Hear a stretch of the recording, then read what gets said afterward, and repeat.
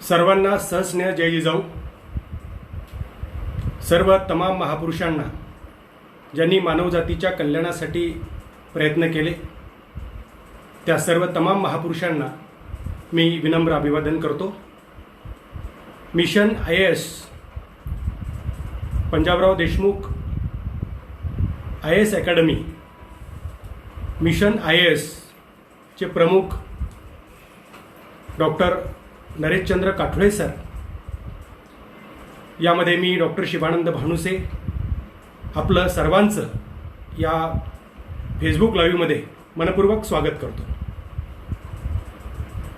मित्रांनो, mission IAS doctor Nareshchandra Kathole सरांनी गेल्या 2 दशकापासून हे काम सुरू आहे आणि अतिशय निस्वार्थीपणे काठोळे सर हे काम करत आहेत.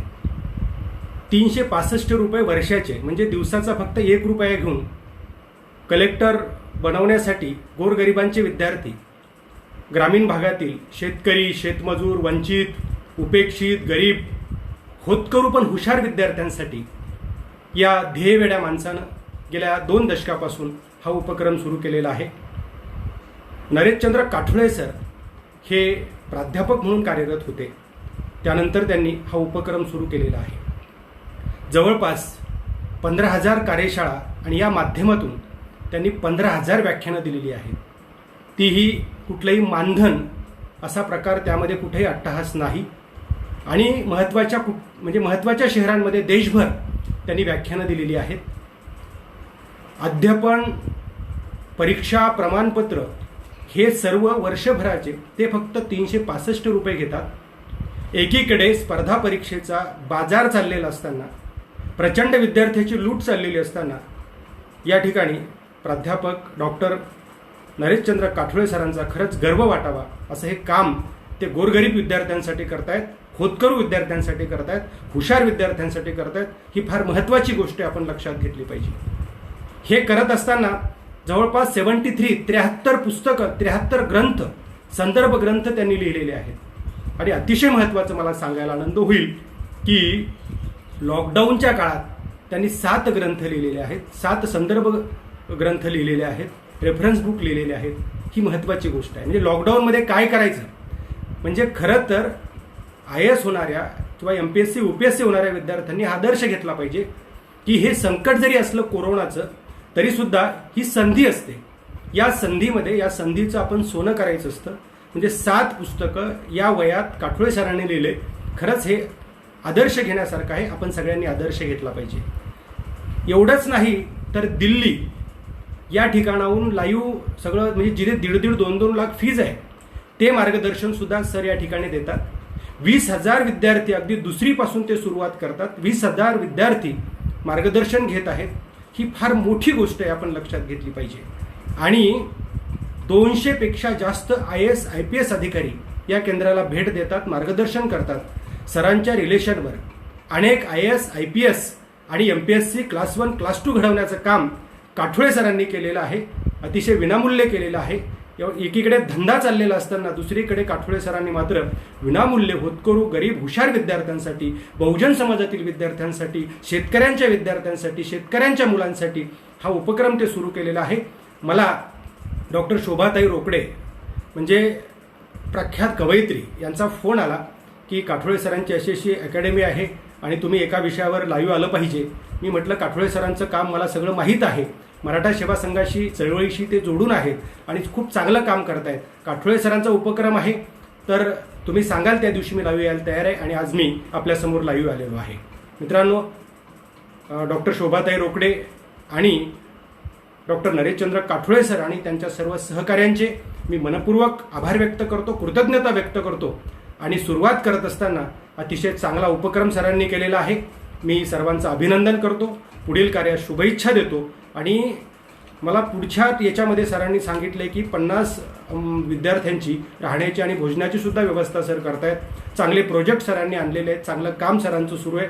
मी परत एकदा सर्व होतकरू, हुशार, गरीब, शेतकऱ्याच्या, शेतमजुराच्या सर्व विद्यार्थ्यांना विनंती करतो की आपण या अकॅडमीचा फायदा घेतला पाहिजे, लाभ घेतला पाहिजे आणि आपण आपलं स्वप्न साकार केलं पाहिजे. कारण अमरावतीनं यावर्षी IAS मध्ये फर्स्ट हा अमरावतीचा आहे, MPSC मध्ये फर्स्ट अमरावतीचा आहे. म्हणजे जे मुंबई पुण्याला होत होतं ते आज अमरावतीत होत आहे. हे केवळ 20 वर्षापूर्वी काठोळे सरांनी सुरू केलेला हा उपक्रम. यामुळे वातावरण निर्मिती झाली, मार्गदर्शन मिळालं, संदर्भ ग्रंथ मिळाले आणि योग्य ट्रॅक विद्यार्थ्यांना मिळाला. म्हणून हे होणं शक्य आहे, हे होत आहे. परत एकदा या सरांचे आणि सर्वांचे मी अभिनंदन करतो आणि शुभेच्छा देतो आणि विद्यार्थ्यांना आव्हान करतो की आपण या सर्व गोष्टीचा लाभ घेतला पाहिजे. आपल्या या कार्यक्रमाच्या नियमाप्रमाणे फक्त माझा परिचय म्हणजे आज फेसबुक लाईव्ह असल्यामुळे स्वतःचा परिचय स्वतः दिला पाहिजे असं मला जाणवलं आणि मी फक्त अगदी 1 मिनिटामध्ये माझा परिचय आपल्यासमोर ठेवतो. मी डॉक्टर शिवानंद भानुसे, मराठवाडा शिक्षण प्रसारक मंडळाच्या श्री मुक्तानंद महाविद्यालयामध्ये मराठी विभागामध्ये मी कार्यरत आहे. माझं शिक्षण MA, BEd, MAd, MPhil, PhD, LLB, LTC आणि DJ डिप्लोमा इन जर्नलिझम आणि या व्यतिरिक्त 4 विषयांमध्ये मी PG केलेलं आहे. आताही माझं एका विषयामध्ये PG चालू आहे. पुढचं शिक्षण आजही चालू आहे. पुस्तकाचं लिखाण चालू आहे. या व्यतिरिक्त जवळपास मी अनेक वर्ष देवगिरीला जे स्पर्धा परीक्षा केंद्र होतं त्यामध्ये मार्गदर्शन करण्याचं काम केलेलं आहे आणि व्याकरण आणि बुद्धिमत्ता चाचणी या विषयाचं अनेक वर्ष अध्यापनही केलेलं आहे. त्यामुळं स्पर्धा परीक्षा मी मेनपर्यंत गेलेलो होतो, परंतु इकडे प्राध्यापक म्हणून लागलो आणि त्यानंतर मग ते तिकडचा प्रवास इकडे थांबलेला आहे. हे आपण सगळ्यांनी लक्षात घेतलं पाहिजे. असं माझा थोडक्यात परिचय आहे. त्याचबरोबर कॉलेज जीवनात वक्तृत्व, वादविवाद, कथा, काव्य, नाटक, एकपात्री प्रयोग अशा शेकडो स्पर्धा मी केलेल्या आहेत आणि जवळपास 100 विषयावर 1000पेक्षा जास्त व्याख्यानं मी पूर्ण भारतभर दिलेले आहेत. सध्या माझे व्याख्यानं सुरू आहेत. माझं सर्व वर्क हे चालू असतानाच मी बाकीचे हे सर्व वर्क करत असतो. त्याचबरोबर सध्या मी संभाजी ब्रिगेडचा राज्याचा प्रवक्ता आहे. विविध TV चॅनलच्या माध्यमातून विविध विषयावर लाईव्ह चर्चेमध्ये मी शेकडो चर्चेमध्ये सहभागी झालेलो आहे. सध्या सहभागी असतो. असा माझा परिचय आहे. मी आता विषयाला सुरुवात करतो. परत एकदा मी काठोळे सरांविषयी कृतज्ञता व्यक्त करतो, रोकडे मॅडमविषयी कृतज्ञता व्यक्त करतो आणि सुरुवात करत असताना आजचा विषय आहे स्पर्धा परीक्षा तंत्र आणि मंत्र. या विषयाला सुरुवात करत असताना प्रश्न असा होतो की कोणतेही क्षेत्र निवडताना आपण ते क्षेत्र का निवडतो. आतापर्यंत ते का निवडत नव्हतो. मला मुद्दा असा सांगायचा आहे की ग्रामीण भागामध्ये स्पर्धा परीक्षा काय आहे, कशा आहे, कशा पद्धतीनं आपण गेलं पाहिजे, कसं कलेक्टर होता येतं, कसं SP होता येतं, कसं क्लास 1 ऑफिसर होता येतं, क्लास 2 क्लास 3 मध्ये जाता येतं. या बऱ्याच गोष्टी माहीत नव्हत्या. माहीत होत्या पण सगळ्यांचा समज असा झालेला होता की पुण्याला गेल्याशिवाय किंवा मुंबईला गेल्याशिवाय किंवा कुठेतरी दिल्लीला क्लासेस लावल्याशिवाय आपण स्पर्धा परीक्षा यशस्वी होऊ शकत नाही. परंतु तसं आता काठोळे सरांनी ते सगळं मोडीत काढलेलं आहे. अमरावतीमधून तुम्हाला सहज IAS होता येतं, IPS होता येतं, थोडक्यात UPSC होता येतं, तुम्हाला MPSC होता येतं, क्लास 1 ऑफिसर होता येतं, क्लास 2 होता येतं. या सगळ्या गोष्टी आपल्याला करता येतात हे सरांनी. पण आपण आपल्या स्वतःसाठी काही गोष्टी, कारण बहुतांशी विद्यार्थी या फेसबुक लाईव्हला असणार आहेत असं सरांनी मला सांगितलेलं आहे. विद्यार्थी हा केंद्रबिंदू ठेवून मी काही गोष्टी आपल्याला या निमित्तानं सांगणार आहे. मित्रांनो, आपण कोणतंही क्षेत्र निवडतो तर का निवडतो हा प्रश्न आपण आपल्या मनाला स्वतःला विचारला पाहिजे. कारण कशासाठी आपण निवडतो आहोत, आपण कुठल्या शाखेचे पदवीधर आहोत किंवा कुठल्या शाखेत आपण शिकतो आहोत. मुद्दा असा आहे, कुठलीही शाखा कमी नसते, कुठलीही शाखा मोठी नसते, कुठलीही शाखा छोटी नसते, कुठलंही क्षेत्र मोठं नसतं, कुठलंही क्षेत्र लहान नसतं. फक्त त्यामध्ये आपण टॉप करायचं असतं आणि जर टॉप केलं तर आपल्याला यश हमखास मिळत असतं. त्या पद्धतीने आपण पुढे जायचं असतं. म्हणून काही 2-3 प्रश्न घेऊन आपण मुख्य विषयाला सुरुवात करू. स्पर्धा परीक्षा का करायच्या, त्याचं महत्त्व काय आहे, कशासाठी आहे, कशा पद्धतीनं करायच्या, या सगळ्या गोष्टीचा विचार करत असताना ज्यावेळी मी विद्यार्थ्यांना विचारतो स्पर्धा परीक्षा करून काय व्हायचं, ऑफिसर व्हायचं, ऑफिसर होऊन काय व्हायचं, समाजकार्य करायचं, देशकार्य करायचं, अशी प्रश्नाची उत्तरं दिली जातात. हरकत नाही, देशकार्य आणि समाजकार्य केलंच पाहिजे, ते आपलं पहिलं प्राधान्य असलंच पाहिजे. पण जगद्गुरू संत तुकोबारायांनी म्हटलंय, आपुल्या हिता जो असे जागता धन्य माता पिता तयाची.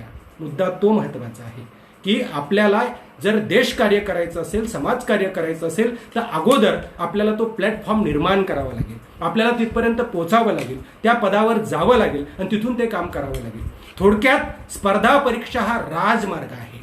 तो राजमार्ग आपण निवडलेला आहे, परंतु त्या ठिकाणी जाण्यासाठी कुठली पद्धत आहे, कशा पद्धतीनं जावं लागतं, या सगळ्या गोष्टी आपण जाणीवपूर्वक समजून घेण्यासाठी गाईडलाईन महत्त्वाच्या असतात. तसं मार्गदर्शन महत्त्वाचं असतं. कारण पृथ्वी नभाने भरली आहे, परी पल्ल्याविना प्राप्ती नव्हे. आत्मा श्रमशुद्ध आहे, पण गुरुविना प्राप्ती नव्हे. मार्गदर्शन करण्यासाठी तेवढे गुरु लागत असतात. पण जो सध्या बाजार मांडलेला आहे पुण्यासारख्या किंवा इतर ठिकाणी, तो चुकीचा आहे हे मात्र नक्की.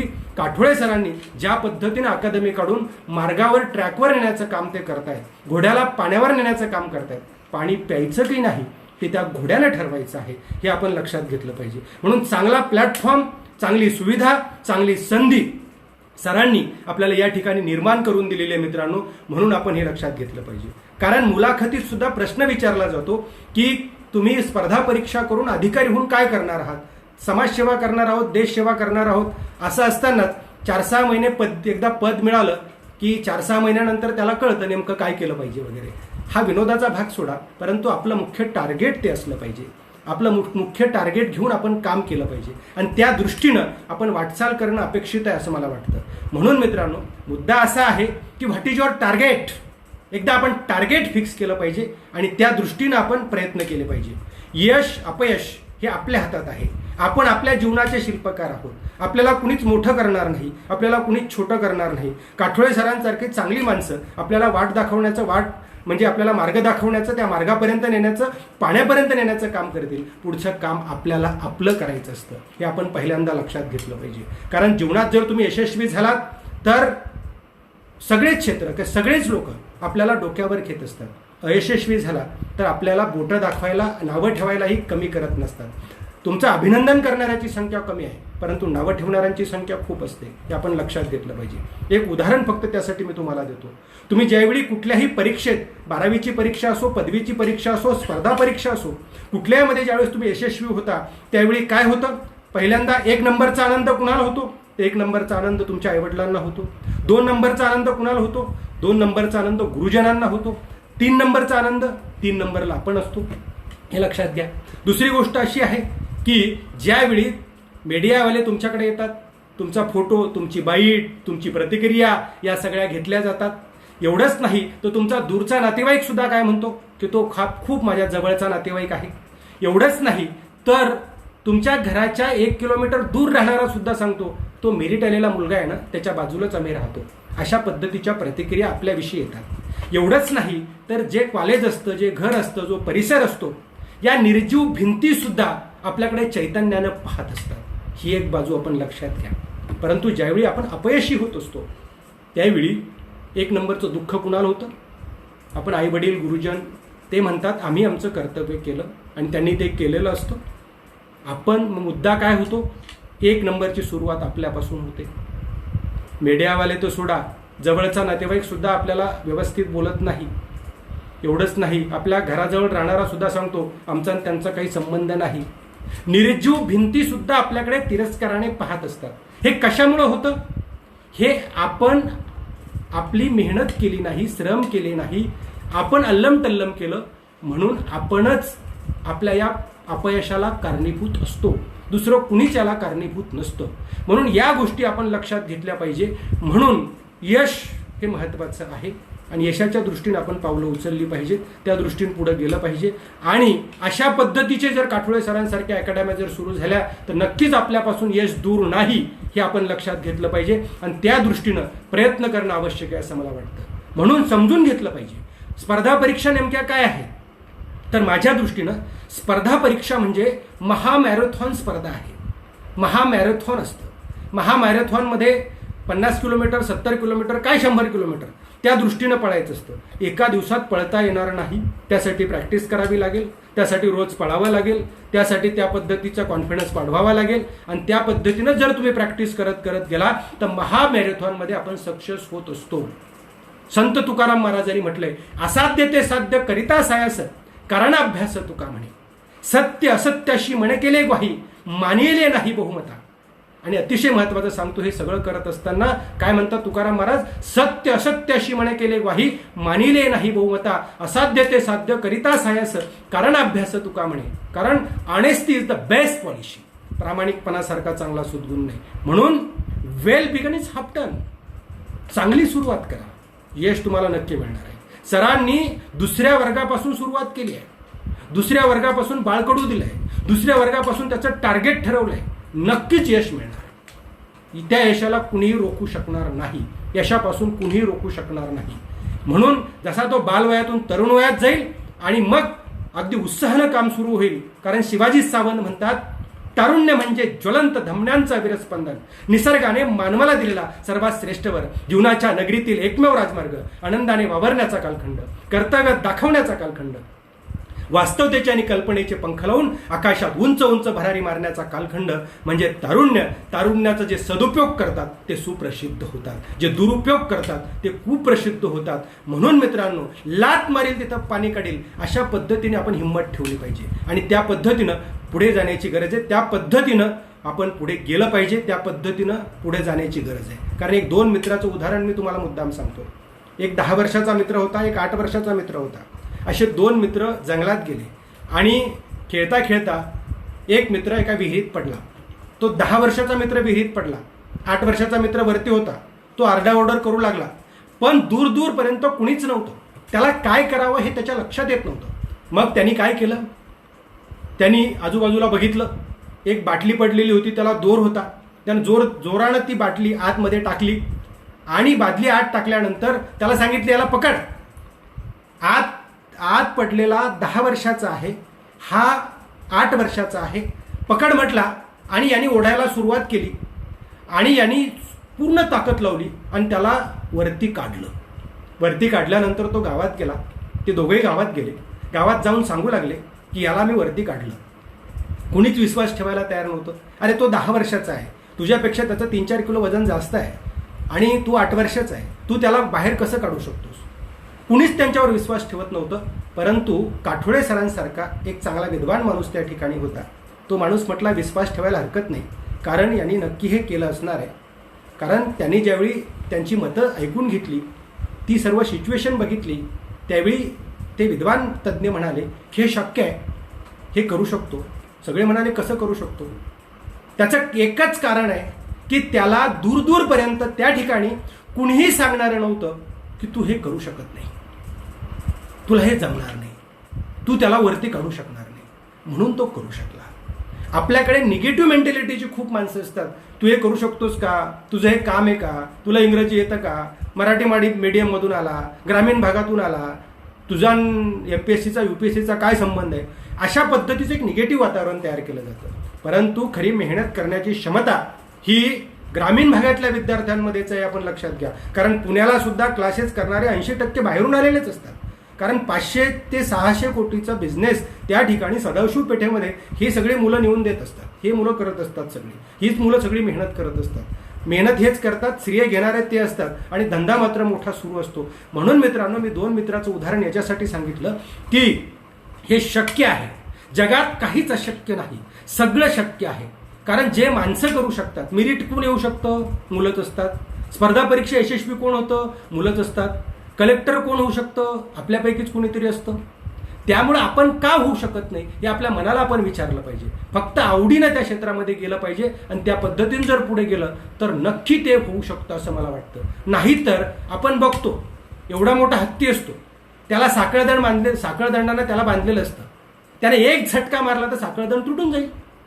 परंतु त्याची मानसिकता झालेली असते की हा साखळदंड मी तोडू शकत नाही, तोडून पुढे जाऊ शकत नाही, म्हणून तो तसाच राहतो.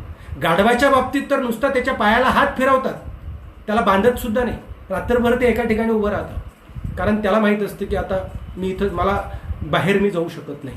अशा पद्धतीची एक निगेटिव्ह मेंटॅलिटी पहिल्यांदा आपण काढून टाकली पाहिजे. मेहनत करायला सुरुवात केली पाहिजे, संधीचा फायदा घेतला पाहिजे, नियोजन केलं पाहिजे. नियोजन, टाइम टेबल या गोष्टी जर आयुष्यात आपण केल्या नाही ते यश मिळणार नाही.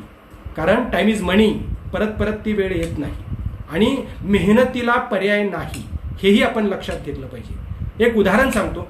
एक माणूस परीस शोधण्यासाठी निघाला. परीस म्हणजे लोखंडाला ज्याचा स्पर्श होतो मग त्याचं सोनं होतं. लोखंडाचं सोनं करणारी वस्तू म्हणजे परीस. तो परीस शोधण्यासाठी निघाला. कथा थोडी काल्पनिक आहे पण बोधक आहे. जंगलात गेला. या दगडाला लाव, त्या दगडाला लाव, इकडे लाव, तिकडे लाव, तिकडे लाव, त्याचे प्रयत्न सुरू झाले. एक माणूस बाजूला चालला होता. तो माणूस त्याला म्हणाला, काय शोधतोस? तो म्हणाला, परीस शोधतोस.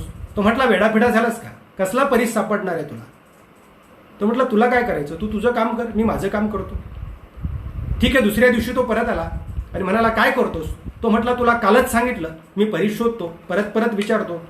पण तो माणूस त्याच्या जवळ आला. याच्या हातात 10-12 किलोचा लोखंडाचा तुकडा काल पाहिला होता. तुझ्या हातात काय? म्हटला. तो म्हणजे तुला कळत नाही का? माझ्या हातात लोखंडाचा तुकडा आहे, मी परीस शोधतोय. तो म्हटला, थांब थोडा, तुझ्या हातात काय ते बघ. हाताकडे बघितलं तर त्या लोखंडाच्या तुकड्याला केव्हाच परिस्पर्श झाला होता आणि त्याचं सोनं झालं होतं हे त्याचं त्यालाच कळलं नव्हतं. तसं मेहनत करता करता, अभ्यास करता करता आपल्या जीवनाचं कधी सोनं होतं हे आपल्याला कळत नसतं. फक्त ते करत राहण्याची गरज आहे, सातत्यानं करण्याची गरज आहे, नियमानं करण्याची गरज आहे आणि नियोजन करून करण्याची गरज आहे. त्या पद्धतीनं जर आपण सगळ्या गोष्टी केल्या तर अवघड नाही, सगळं सोपं आहे. आपण ते करू शकतो. फक्त शोधलं पाहिजे योग्य काय, अयोग्य काय, चांगलं काय, वाईट काय, हे आपल्या स्वतःच्या मनाला विचारलं पाहिजे. आपलं मन आपला सर्वात जवळचा मित्र असतं. आपलं मन आपल्या सर्वात जवळचा मार्गदर्शक असतं. या गोष्टी आपल्या मनाला विचारल्या पाहिजे की मला हे करायचंय, मी काय करतो. कारण लोकांच्या अपेक्षा प्रचंड वाढलेल्या आहेत. लोकांच्या अपेक्षा पूर्ण करण्याचं काही आपण ठेका घेतलेला नाही. आपण फक्त आपण प्रामाणिकपणे काम करतोय, सातत्यानं काम करतोय, चांगलं काम करतोय आणि एक दिवस मी सक्सेस होणार आहे अशा पद्धतीनं कामाला सुरुवात करा. कोण काय म्हणतं, आमचा प्रॉब्लेम काय, लोक काय म्हणतील, ते काय म्हणतील, त्यांना काय वाटेल, मग त्यांची काय प्रतिक्रिया असेल, कशासाठी? आपण आपलं प्रामाणिकपणे काम करतोय, सातत्यानं काम करतोय, नियमानं काम करतोय आणि हे सगळं व्यवस्थित चालू असताना आपण फक्त आपल्या मनाला प्रश्न विचारा आणि काठोळे सरांसारख्या चांगल्या माणसाचं मार्गदर्शन घ्या, गाईडलाईन घ्या आणि मार्गदर्शन घेऊन मेहनत करायला सुरुवात करा. आपोआप या सगळ्या गोष्टी होतात मित्रांनो आणि हे सहज शक्य आहे. म्हणजे खोदत पाणी भुकत विद्या असं म्हटलेलं आहे. या पद्धतीनं आपण चाललं पाहिजे. कारण जगात सहज तुम्हाला कोणी चांगलं म्हणेलच याची अपेक्षा ठेवू नका. कारण अपेक्षा भंग करणारेच जास्त असतात, नाउमेद करणारेच जास्त असतात. उमेदीनं पाठीशी उभे राहणारे फार कमी असतात. हेही आपण लक्षात घेतलं पाहिजे. म्हणून काही उदाहरणं म्हणजे जे काही चांगले आदर्श उदाहरणं आहेत ते आपण समजून घेतले पाहिजे. काही चांगल्या गोष्टी वाचल्या पाहिजेत. कारण जगामध्ये एडिसन नावाच्या माणसानं शोध लावला. 99 वेळा तो अनसक्सेस झाला, परंतु 100व्या वेळी तो सक्सेस झाला. गुरुत्वाकर्षणाचा शोध लावणारा सफरचंद तेव्हाही पडत होतं, आताही पडतं आणि त्याच्यासमोरही पडलं होतं, अगोदरही पडत होतं. पण त्याचं त्याचं निरीक्षण क्षमता, इथे काहीतरी घडतंय, हे वरती का जात नाही, इकडे का जात नाही, तिकडे का जात नाही, याचा शोध त्याने लावला. म्हणून त्याला ते पेटेंट मिळालं. अशा काही गोष्टी समजून घेतल्या पाहिजे. अरुण शेवते नावाच्या माणसाने एक पुस्तक लिहिलंय, ज्याच्या हाती शून्य होतं अशी 100 लोक आज जग चालवत आहेत. जग चालवणारी माणसं आज ज्याच्या हाती शून्य होतं म्हणजे गरिबाची पोरं होती, ग्रामीण भागातली पोरं होती, आर्थिक परिस्थितीनं कमकुवत पोरं होती, ती आज जग चालवत आहेत. हे आपण लक्षात घेतलं पाहिजे. आणि स्पर्धा परीक्षा नक्कीच मोठी आहे, नक्कीच व्याप मोठा आहे, परंतु ज्या पद्धतीनं मोठी आहे तेवढंच यशही मोठंच आहे. यश मोठं लागत असेल तर मोठं चॅलेंज स्वीकारावं लागेल आणि मोठं चॅलेंज स्वीकारून या गोष्टी आपल्याला कराव्या लागतील. कारण आज UPSCचा जर विचार केला, मी अजिबात निगेटिव्ह सांगणार नाही, फक्त वास्तव तुम्हाला काही गोष्टीचं सांगेल. UPSCचा जर विचार केला तर जवळपास 16 लाख मुलं परीक्षेला बसतात आणि त्यातले 1000 जवळपास सक्सेस होतात. पर्सेंटेज काढा, 0.5 या दरम्यान ते पर्सेंटेज येईल. एवढंच नाही तर MPSCला किती मुलं बसतात?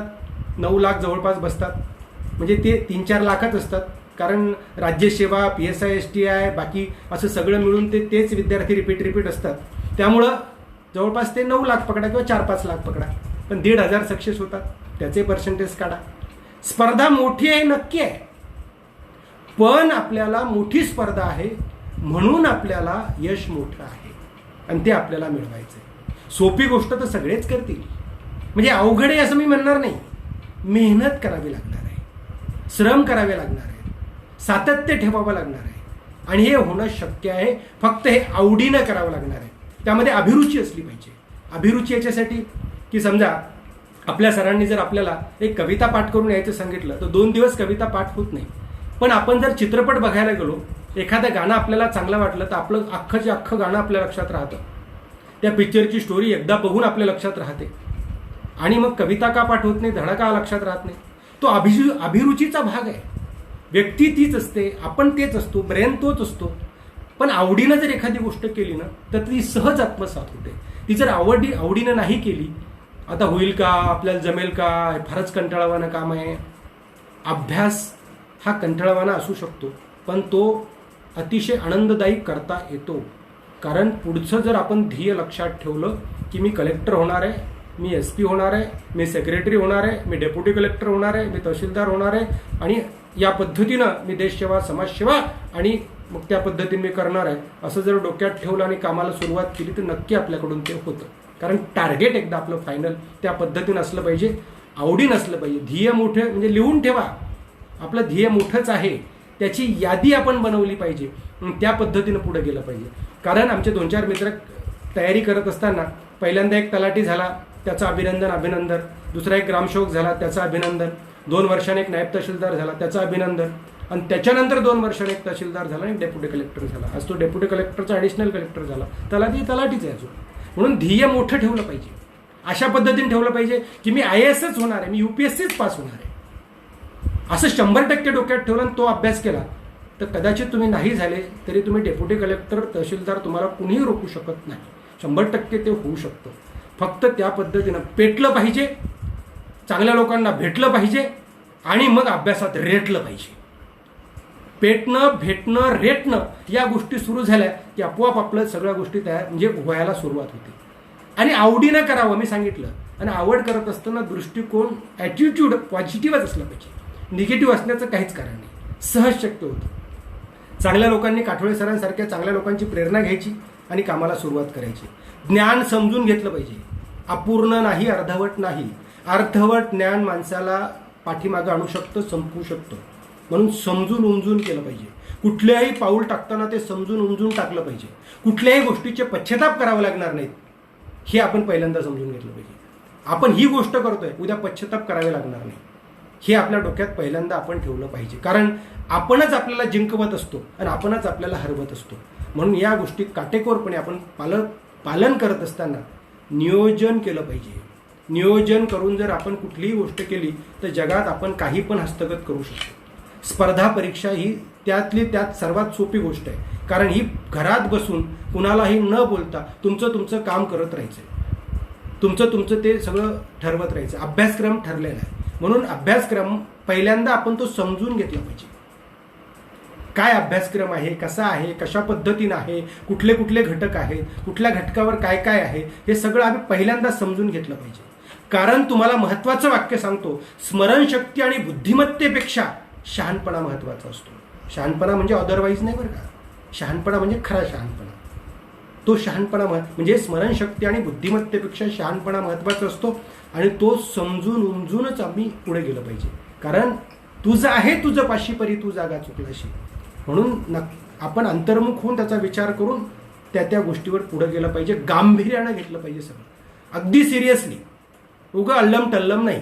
अल्लम टल्लम जर तुम्ही केलं तर आयुष्यभर तुम्हाला अल्लम टल्लमच करायला होतं, हे लक्षात घ्या. म्हणून आयुष्याला कधीच अल्लम टल्लम करू नका. आणि चुकीच्या गोष्टी आपल्या आयुष्यात येणार नाहीत. कुठलंही व्यसन आपल्या आयुष्यात येणार नाही किंवा कुठली चुकीची गोष्ट आपल्या हातून घडणार नाही. उद्या पश्चाताप करावे लागणार नाही. याही गोष्टी आपण लक्षात ठेवल्या पाहिजे. आणि दुसरी बाजू नियोजन अतिशय व्यवस्थित पद्धतीने केलं पाहिजे. कोण काय म्हणते याचा विचार डोक्यातून काढून टाका. आणि काय असतं माहिती आहे का, तारुण्य मी सांगितलं सुरुवातीला जोश असतो.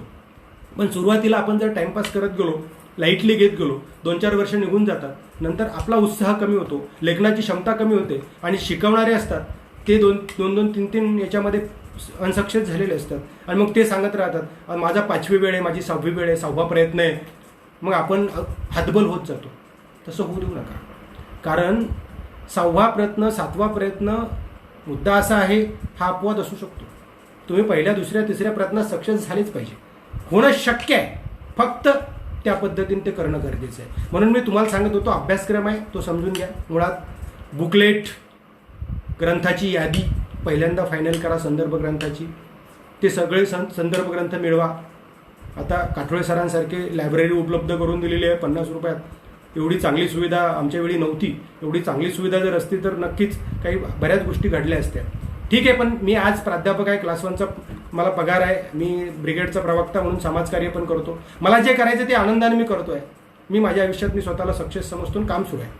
त्यामुळं ठीक आहे ना, कशासाठी करायचं हे अतिशय महत्त्वाचं आहे. त्याच पद्धतीनं मुद्दा असा आहे की ग्रंथाची यादी केली पाहिजे, प्रश्नपत्रिका शोधून काढली, प्रश्न संच काढले पाहिजेत सगळे, काय काय प्रश्न विचारले गेले, कुठल्या प्रश्नावर भर आहे, 5-7 वर्षाचे सगळं प्रश्नपत्रिका आपण चेक केल्या पाहिजे. त्यानंतर प्रश्नपत्रिकेचं विश्लेषण केलं पाहिजे, पायऱ्या समजून घेतल्या पाहिजे. एवढंच नाही तर प्रायमरी लेव्हलचे स्टेट बोर्ड जे असतात NCERTचे ते बुक्स वगैरे त्याच्या अभ्यासक्रमाशी किती संबंध आहे ते आणले पाहिजेत, ते वाचले पाहिजेत.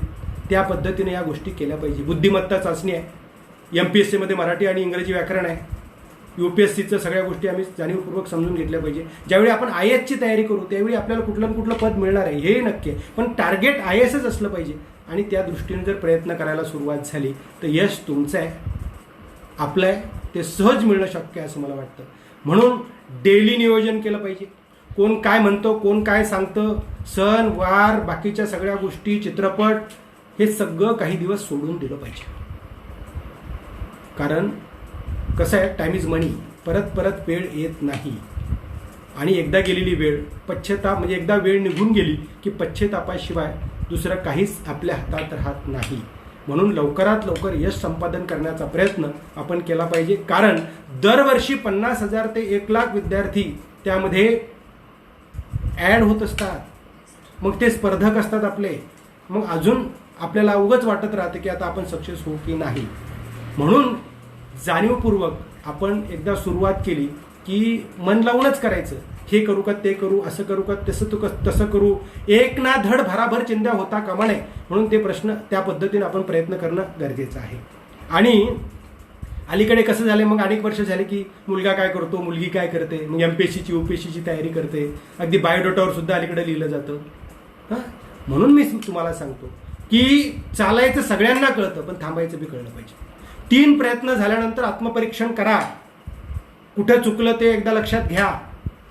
आणि जर आपल्याला असं वाटत असेल की एवढी मेहनत करायची आपली तयारी नाही, ते सोडून देऊन दुसरं क्षेत्र निवडा आणि काम करा, काही हरकत नाही. कारण लात मारेल तिथे पाणी काढेल, हे आपण करू शकतो. कारण आमचे खेडेकर साहेब म्हणतात, बूट पॉलिश ते तेल मॉलिशपर्यंत कुठल्याही धंद्याची लाज वाटू देऊ नका, ते पण करा. पण ते करण्याची वेळ येऊ द्यायची नसेल तर हे आपल्या हातात आहे. आपल्या जीवनाचं सोनं करायचंय का मग दगदगीत जीवन जगायचंय, हे आपण आपलं ठरवायचं. म्हणून त्या पद्धतीनं चालायचं सगळ्यांना कळतं, थांबायचं बी कळलं पाहिजे. म्हणून त्या पद्धतीनं आपण सगळी पावलं उचलावीत, त्या पद्धतीनं आत्मविश्वासानं पुढे गेलं पाहिजे. कारण ग्रामीण भागातले विद्यार्थी बऱ्याच वेळेला न्यूनगंड असतो, मी ग्रामीण भागातून आलो, मी मराठी शाळेतून आलो, मी मराठी माध्यमाचा होतो, माझा फारसा अभ्यास झालेला नाही, मला आता 10वीला एवढेच मार्क आहेत. जिथून सुरुवात कराल तिथून फक्त प्रामाणिकपणे आणि अतिशय मेहनत घ्यायला सुरुवात केली की आपोआप या सगळ्या गोष्टी होतात. दुसरी एक गोष्ट याच्यामध्ये MPSC UPSC मला जाणवते की MBBSचे विद्यार्थी येतात, IITचे विद्यार्थी येतात, इंजिनिअरिंगचे विद्यार्थी येतात. मग ते आमचे स्पर्धक असल्यावर आम्ही कसं करायचं असा प्रश्न आपल्या समोर पडतो. पण ऐच्छिक पेपरमध्ये ते त्यांचे स्पर्धक असतात, आपण आपले स्पर्धक असतो. आणि एखाद दुसरा विद्यार्थी किंवा काही विद्यार्थी जर MBBS करून किंवा IIT करून किंवा इंजिनिअरिंग करून ते जर इकडे येत असतील आणि ते जर पॉलिटिकल सायन्स हिस्ट्री वगैरे घेत असतील तर ते 1-2 पासून सुरुवात करणार आहेत ना. आपली तर 15 वर्षे त्याची तयारी झालेली आहे, म्हणजे आपण पुढेच असणार आहे. त्यामुळे घाबरून जाण्याचं अजिबात कारण नाही. आणि अभ्यासक्रम ठरलेला आहे, सगळ्या गोष्टी ठरलेल्या आहेत. जसं गुगलमध्ये सगळ्या गोष्टी आपण फीड करतो किंवा कॅल्क्युलेटरमध्ये, कम्प्युटरमध्ये, आणि क्लिक केलं की ते बाहेर पडतं. गुगलमध्ये सर्च करत असताना एक शब्द सर्च केला की अनेक पर्याय देतं. परंतु हे लक्षात घ्या की जो शब्द अनेक वेळा सर्च केला जातो त्याला जास्त पर्याय येतात. तसं मेंदूच आहे आपल्या. जास्त वेळा जर आपण ते आपल्यामध्ये फीड करत गेलो की ते फीड होऊन जातं. मग केव्हाही तुम्ही क्लिक करा ते बाहेर पडतं. त्या पद्धतीनं या सगळ्या गोष्टीचा विचार आपण करणं गरजेचं आहे. व्यक्तिमत्व अनेकांना की मी कसा दिसतो याच्यापेक्षा माझा ॲटिट्यूड कसा पॉझिटिव्ह आहे, माझ्यात काय क्षमता आहे, मी कशा पद्धतीने पुढे जाऊ शकतो. कारण काय होतं अलीकडे असं मिसगाईड केलं जातं की तुम्ही किती काळे आहात, किती गोरे आहात, तुम्हाला तुमच्या डोक्यावर किती केस आहेत. केस आणि स्किन कशी असली तर काय फरक पडतो, यशाला ती काय अडचण आहे का? नाही. सौंदर्य प्रसाधनावाले सांगतात 8 दिवसात तुम्ही गोरा व्हाल. केस केली पाहिजे त्यांच्यावर, कारण स्किनमध्ये काही फरक पडत नसतो, काही होत नसतं. म्हणून तो विषय महत्त्वाचा नाही हे आपण लक्षात घेतलं पाहिजे. कसं दिसतो याच्यापेक्षा मी काय करू शकतो, माझ्यात काय क्षमता आहेत, माझ्यात मी कुठले गट्स आहेत आणि कशा पद्धतीनं मी पुढे जाऊ शकतो हा विचार केला पाहिजे. महत्त्वाची गोष्ट भाषेची असते की मला इंग्रजी चांगलं येत नाही, मग स्पर्धा परीक्षा मी पास होईल की नाही. इंग्रजी आलंच पाहिजे. इंग्रजी, मराठी, हिंदी या 3 भाषा आल्याच पाहिजे. पण तुम्हाला सांगतो, जर तुम्हाला इंग्रजी चांगलं येतही नसेल तर स्पर्धा परीक्षेला फारशी अडचण येत नाही. फक्त तुम्हाला इंग्रजी समोरचा काय बोलतो तेवढं कळलं पाहिजे आणि उत्तर तुम्ही तुमच्या हिंदीत आणि मराठीत दिलं तरी चालतं. म्हणून फार इंग्रजीचा बाऊ करू नका, पण इंग्रजी आलं पाहिजे. कारण पुढे आयुष्यात आता जागतिकीकरण आहे, जगभरच्या लोकांशी आपला संपर्क असणार, इंग्रजी आलंच पाहिजे. त्यासाठी प्रयत्न केलेच पाहिजे. पण आज येत नाही म्हणून परीक्षेपासून दूर राहू नका. कारण तुम्ही मुलाखतीला सुद्धा उत्तर देऊ शकता आणि रिटर्नमध्ये सुद्धा ते लिहू शकता, त्याची काही अडचण नाही. त्यामुळे ते सुद्धा डोक्यातून काढून टाका. या सगळ्या गोष्टी तुम्हाला लोक सांगत असतील, परंतु काही कन्सेप्ट आपण क्लिअर करून घेतल्या पाहिजे. आणि त्या क्लिअर करून घेतल्या म्हणजे आपल्याला आपल्या पद्धतीनं मग मार्गक्रम करता येतं, त्या पद्धतीनं पुढं जाता येतं. महत्त्वाची गोष्ट अजून जात, धर्म, पंथ असं त्याच्यात काही नसतं. हे पण डोक्यातून काढून टाका. कोण होऊ शकतं कोण होऊ शकत नाही, कुणाची संख्या आज जास्त आहे काय. संधी मिळाली की आपोआप कुणीही होऊ शकतं. संधी मिळाली, मेहनत केली की या सगळ्या गोष्टी होऊ शकतात, होणं शक्य आहे. अजून एक महत्त्वाची गोष्ट सगळ्यांच्या डोक्यात असते, नशीब नावाची गोष्ट असते. अरे संत तुकाराम महाराजांनी म्हटलंय, निश्चयाचे बळ तुका म्हणे त्याची फळं. नशीब नावाची गोष्ट अस्तित्वात नाही आहे. जे तुम्ही मेहनत कराल ते तुम्हाला मिळणार आहे. जे मेहनत करेल त्याला मिळणार आहे, जो नाही करणार आहे त्याला नाही मिळणार आहे. नशीब नावाची गोष्ट इथे अस्तित्वात नाही, हे पण लक्षात घेतलं पाहिजे. नशीब कुठं असू शकते, कुठं जन्म घ्यावा, कुठल्या जातीत घ्यावा, कुठल्या धर्मात घ्यावा, अपंगत्व असू शकतं, तिथे थोडंफार गोष्टी असू शकतात. परंतु तिवारी नावाचे कलेक्टर अंध कलेक्टर झालेले आहेत, हे पण लक्षात घेतलं पाहिजे. अजून प्रयत्न सुरू आहेत अनेकांचे, म्हणून हे होणं शक्य आहे. त्या पद्धतीने आपण प्रयत्न करणं आवश्यक. कारण आयुष्य एक बासरी असते, जवळ घेता आली पाहिजे. आपलेच ओठ, आपलेच श्वास सुरात लावता आले पाहिजे, त्या पद्धतीनं प्रयत्न करता आले पाहिजे. म्हणजे आपोआप आयुष्य सुंदर व्हायला सुरुवात होते. जीवन जगण्यात मोज आहे, अर्थात प्रत्येक क्षण जगण्यासाठी. आणि तो जर करायचा असेल तर आवडीचं क्षेत्र निवडून, म्हणजेच अर्थात स्पर्धा परीक्षा हा राजमार्ग आहे, त्यामध्ये आपण राजमार्गातून आपण आपलं ध्येय साध्य करू शकतो. कारण विवेकानंद म्हणतात, माझ्या वीर युवकांनो, तुम्ही महान कार्य करण्यासाठी जन्माला आहात. तुमच्यावर वज्रताप झाला तरी भिवू नका, उठा आणि कार्याला लागा. तुम्ही काहीही करू शकता. फक्त ॲटिट्यूड पॉझिटिव्ह पाहिजे. ॲटिट्यूड पॉझिटिव्ह असला की सगळ्या गोष्टी आपोआप होतात. आणि विचार करण्याची पद्धत सुसंगत असली पाहिजे. कशी? विचार हेतूकडे नेतो, हेतूमुळे कृती घडते, कृतीमुळे सवय लागते, सवयीमुळे स्वभाव बनतो, स्वभावामुळे साध्य होते, साध्य म्हणजे यश मिळते. विचार, हेतू, कृती, सवय, स्वभाव, साध्य, यश या पद्धतीचं. कारण विचार हीच यशाची पहिली पायरी आहे. यश मिळवणारे वेगळं काहीच करत नसतात, ते प्रत्येक गोष्ट वेगळ्या पद्धतीने करत असतात, सातत्यानं करत असतात, टाइम टेबल आखून करत असतात, अर्थात नियोजन करून करत असतात आणि त्या यशाच्या शिखरावर ते पोहोचत असतात. पोचल्यावर वाटतं की अगदी आपल्याला दिसतं कलेक्टर झाला, कमिशनर झाला, IAS आहे, IPS आहे, डेप्युटी कलेक्टर आहे, परंतु त्याच्या पाठीमागचा प्रवास हा मेहनतीचा नियोजनबद्ध असतो, हा समजून घेणं महत्त्वाचं असतं. कारण एकदा एखाद्या IASचं, IPSचं किंवा डेप्युटी कलेक्टरचं भाषण ऐकलं की लगेच मुलं प्रभावित होतात, आईवडील प्रभावित होतात आणि सुरू करतात. किती दिवस? 9चे 9 दिवस. सातत्य नावाची फार गोष्ट महत्त्वाची आहे. आणि त्या सातत्यावर आपण पुढे गेलं पाहिजे. आणि महत्त्वाची गोष्ट तुम्हाला ही सांगेल की आज 2020 आपण ज्ञानाच्या सर्वोच्च शिखरावर पोहोचलेलो आहोत. कारण आज जर मला वाटलं की लता मंगेशकरचं कुठलं गाणं ऐकायचं तर विदिन सेकंड क्लिक केलं की मला ऐकायला भेटतं. विदिन सेकंड कुठली इन्फॉर्मेशन मला हवी आहे, मला विदिन सेकंड मिळते. गुगलवर सर्च करायची गरज आहे. म्हणजे सगळे शोध लागून झालेत. इथून पुढचे शोध लागतील ते काही नकारात्मक बी लागू शकतात. आता तर जैविक युद्ध सुरू झाले का सायबर युद्ध सुरू झाले, कोरोनामुळे अजूनही अनेक प्रश्न निर्माण झालेले. अशा सिच्युएशनमध्ये सरकारी जागा किती वाढतील हा प्रश्नच आहे. पण जेवढ्या आहेत तेवढ्या जागा आपल्याला यश मिळवण्यासाठी पुरेशा आहेत. आपण त्या पद्धतीने प्रयत्न करावेत. अजून थोड्याफार वाढणं सुरूच राहणार आहे. तालुके वाढतील, जिल्हे वाढतील, काही गोष्टी वाढतील, काही सेक्शन वाढतील, त्या पद्धतीने ते वाढत राहणार आहे. परंतु वाढण्याचं प्रमाण फार आहे असं मला वाटत नाही. त्यामुळे स्पर्धामूठ त्या पद्धतीनं आपण तो विचार करावा आणि त्या पद्धतीनं आपण पुढं गेलं गरजेचं आहे. कारण गुगलसारखा, मी मगाशी तुम्हाला सांगितलं, आपण विचार कसा करतो तो गुगलसारखा विचार करतो, त्या पद्धतीनं करतो. कारण मानवी मेंदूनच ते तयार केलेलं आहे, ते मानवी मेंदूसारखंच तयार केलेलं आहे. त्या पद्धतीनं आपण विचार करावा. अभ्यास कसा आहे, कसा करावा, काय करावा. कारण ज्या गावाला जायचं आहे आपल्याला त्या बसमध्येच आपण बसतो. आपण बसस्टँडला जातो अमरावतीच्या आणि काय करतो, कुठल्याही बसमध्ये बसतो कुठेही जाऊ असं म्हणत नाही. आपण काय करतो, अगोदर कुठली बस किती वाजता आहे, मुंबईला जायचं आहे, मुंबईची बस किती वाजता आहे, मग त्या बसमध्ये बसतो आणि ती बस मग मुंबईला पोहोचत असते. ती बस लवकर पोचावी म्हणून आपण बसमध्ये पळत नसतो. म्हणून त्या पद्धतीनं आपण सगळ्या गोष्टी समजून उमजून या सगळ्या गोष्टी करणं गरजेचं आहे. आणि म्हणून या सगळ्या गोष्टी, अभ्यासक्रम फिक्स आहे, सगळ्या गोष्टी फिक्स आहे, फक्त समजून घेणं गरजेचं आहे. महामॅरेथॉन स्पर्धा आहे, पण यश मिळवणं अवघड नाही, सोपं आहे. निर्णय व्यवस्थित घेतले पाहिजे.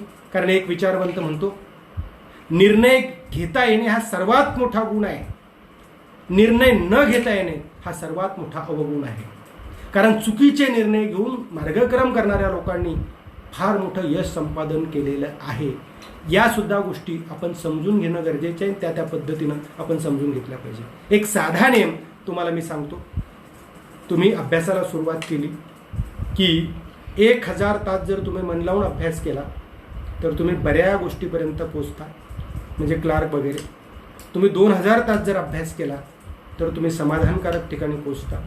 तुम्ही 3000 तास जर अभ्यास केला तर तुम्ही चांगल्या ठिकाणी पोचता, क्लास 2 वगैरे.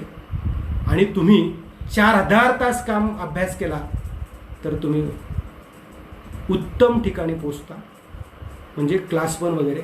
आणि तुम्ही 5000 तास जर मेहनत केली, अभ्यास केला, उत्कृष्ट ठिकाणी पोचता, म्हणजे सुपर क्लास 1 वगैरे पोचता. हे कुणाच्याही बाबतीत होऊ शकतं. तसं भाषेच्या बाबतीत सुद्धा एखाद्या भाषेतले 1000 शब्द येतात, ती भाषा समजते. 2000 येतात, समाधानकारक बोलता येतं. 3000 समजतात किंवा पाठ आहेत, तुम्ही चांगलं बोलू शकता. 4000 तास उत्तम बोलू शकता. आणि 5000 शब्द पाठ आहेत, उत्कृष्ट बोलू शकता. हा नियम आहे. हा कुणाच्याही बाबतीत लागू पडतो. बुद्धी सगळ्यांना सारखीच आहे. उगा IQ वगैरे या गोष्टी तुमच्या या मेहनतीवर, अभ्यासावर, समजून घेण्यावर अवलंबून असतात. हे आपण सायकोलॉजिकली लक्षात घेतलं पाहिजे. जो मेहनत करेल तो तिथे पोहोचेल. किती तास अभ्यास केला हे तुमचं तुम्ही ठरवा. आणि जर समजा 5000 तास तुम्हाला रोज 15 तास जर तुम्ही अभ्यास केला तर 335 दिवस म्हणजे 5000 तास होतात. हे लक्षात घेतलं पाहिजे. 335 दिवस म्हणजे 11 महिनेच लागतात तुम्हाला. तुम्ही जर 10 तास करत असाल तर तुमचं 1.25 वर्ष होईल. तुम्ही 7 तास करत असाल तर 2 वर्ष लागतील. 7-7.5 तास करत असाल तर 2 वर्ष लागतील. तुम्ही त्याच्यापेक्षा कमी अभ्यास करत असाल, कमी तास, तर 3 वर्ष लागतील. तुम्ही 4 आणि 5 तास करत असाल तर किती लावायचे हे तुमच्यावर अवलंबून आहे. म्हणून 15 तास जर मन लावून तुम्ही अभ्यास करणार असाल त्या गोष्टी होणं शक्य आहे.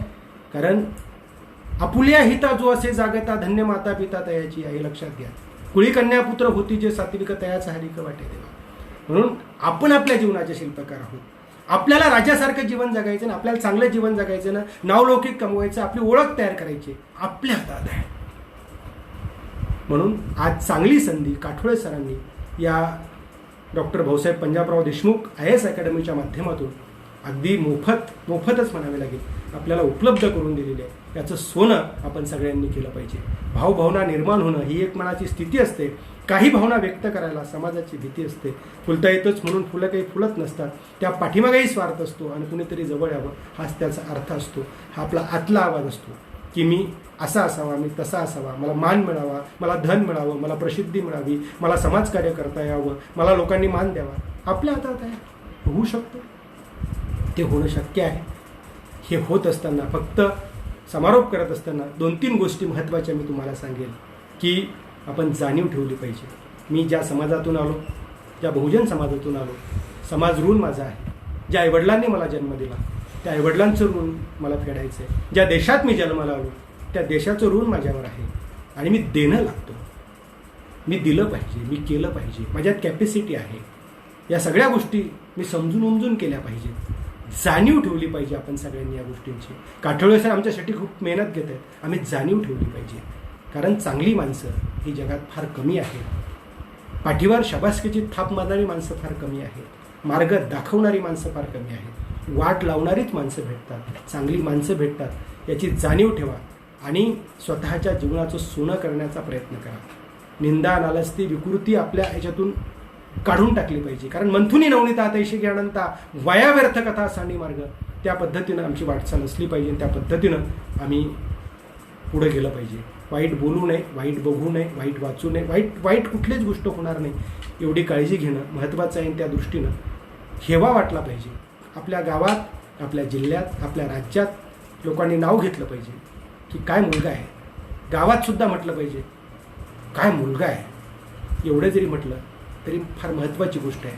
माणूस व्हायला आपण शिकलं पाहिजे आणि मग आपोआप एकदा माणूस झालं की या सगळ्या चांगल्या गोष्टी आपल्या हातून होणं सुरू होतात. हनुमान हा वीरदुःखी सीतेच्या शोधासाठी लंकेत गेला होता आणि तिथे जाऊन रावणाचं वैभव पाहिलं आणि त्यालाही क्षणभर वाटलं असेल कशाला रामाची सेवा करता, इथे एखादं ॲप्लिकेशन करून देऊ, छोटी मोठी नोकरी करून थांबू इथेच, असा विचार त्याच्या मनाला शिवला नाही. एक काल्पनिकता म्हणून, एक बोधक म्हणून लक्षात घ्या. म्हणून रामायण घडलं. तसं आपण ग्रामीण भागातून शहरात आल्यानंतर हा सगळा लखमगाट दिसतो. कुठंतरी छोटीशी नोकरी आणि बस तेवढंच समाधान न मानता व्यवस्थेमध्ये आपण सहभागी झालं पाहिजे. आणि स्पर्धा परीक्षा हा राजमार्ग आहे. आपल्याला डायरेक्ट वयाच्या 58-60 वर्षापर्यंत व्यवस्थेमध्ये सहभागी होता येतं आणि आपल्याला देशसेवा, समाजसेवा करता येते, चांगल्या गोष्टी करून दाखवता येतात आणि ती संधी या माध्यमातून आपल्याला उपलब्ध होत असते. म्हणून या सगळ्या गोष्टी आहेत, फक्त याची अंमलबजावणी करण्याची गरज आहे. या संधीचं सोनं करण्याची गरज आहे आणि त्या पद्धतीनं करावं. आणि तुकाराम महाराजांनी म्हटलंय, बुडीता हे जन न देखवे डोळा म्हणून कळवळा येत असे. त्या पद्धतीनं माझी, सरांची आणि तुमची सगळ्यांचीच आपली वाटचाल असली पाहिजे. कारण जे का रंजले गांजले तशी म्हणे जो आपुले, तोची साधू ओळखावा देव तेथेची जाणावा. या पद्धतीनं आम्ही समजून उमजून सगळ्या गोष्टी केल्या पाहिजे.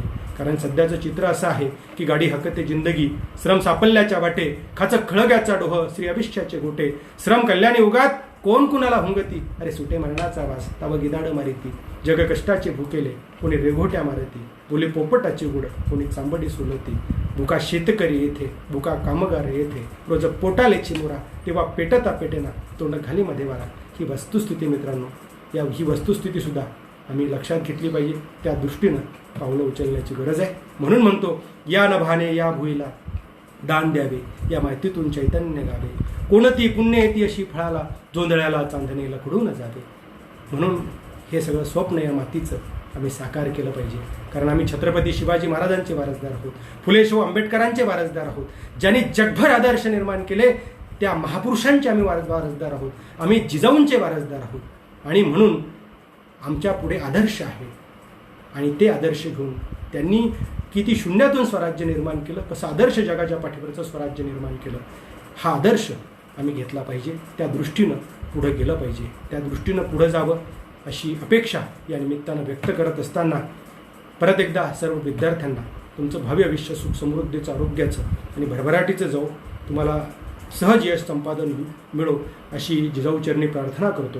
दिवे सोडत प्रवाही तुमचे उज्ज्वळ आकाश, तुमच्या जीवनात नांदो सदा प्रकाश प्रकाश. दिव्याची तेवावी तुमच्या अंगणात रास, तुमच्या व्यासंगाला यावा शुभ्र फुलांचा सुवास.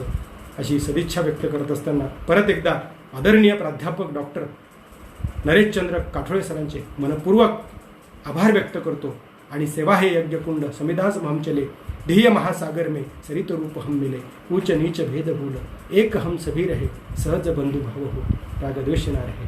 परत एकदा काठोळे सर, रोकडे मॅडमचे आणि आपले सगळ्यांचे आभार मानतो आणि थांबतो. जय जिजाऊ, जय शिवराय, जय शंभूराजे, जय पंजाबराव.